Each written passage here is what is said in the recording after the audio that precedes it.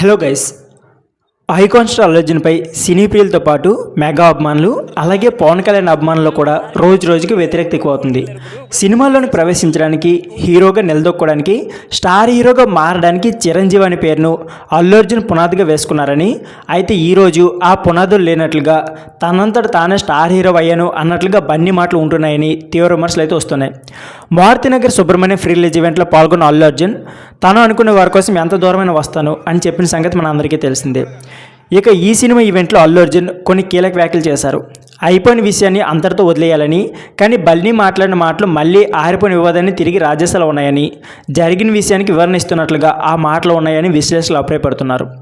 అల్లు అర్జున్ ప్రస్తుతం మంచి మంచి సినిమాలను ఎంపిక చేసుకుంటూ ముందుకు వెళ్తున్నారని, ఇటువంటి సమయంలో వివాదాలకు దూరంగా ఉండాలని ఇతూ పలుకుతున్నారు. అంతేకాకుండా అల్లు అర్జున్కు ఆర్మీ పేరుతోన్న సోషల్ మీడియా సైన్యం ద్వారా నెగిటివ్ వార్తలు వ్యాపింపజేస్తున్నారు అనే వార్తలు అయితే ప్రచారంలో ఉన్నాయి. ఒకవేళ ఇవే నిజమైతే సినీ పరిశ్రమలో స్నేహపూర్వకమైన వాతావరణం నెలకొల్పేందుకు ప్రయత్నించాలని విశ్లేషకులు సూచిస్తున్నారు. ఇటువంటి నెగిటివ్ పోస్టుల ద్వారా చివరకు మనకే చెడ్డ పేరు వ్యాపిస్తుందని, బన్నీ తన సైన్యాన్ని నియంత్రించాలని, ఆహ్లాదకరమైన వాతావరణం ఏర్పడేలా చూడాలంటున్నారు.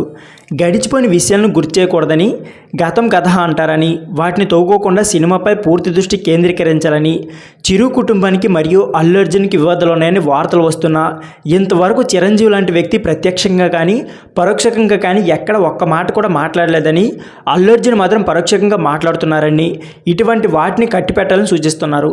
నాకు ఎవరితోనూ పని లేదు, నేను సొంతంగానే ఎదిగాను అన్నట్లుగా ఆయన మాటలు ఉంటున్నాయని చెప్పుకొస్తున్నారు.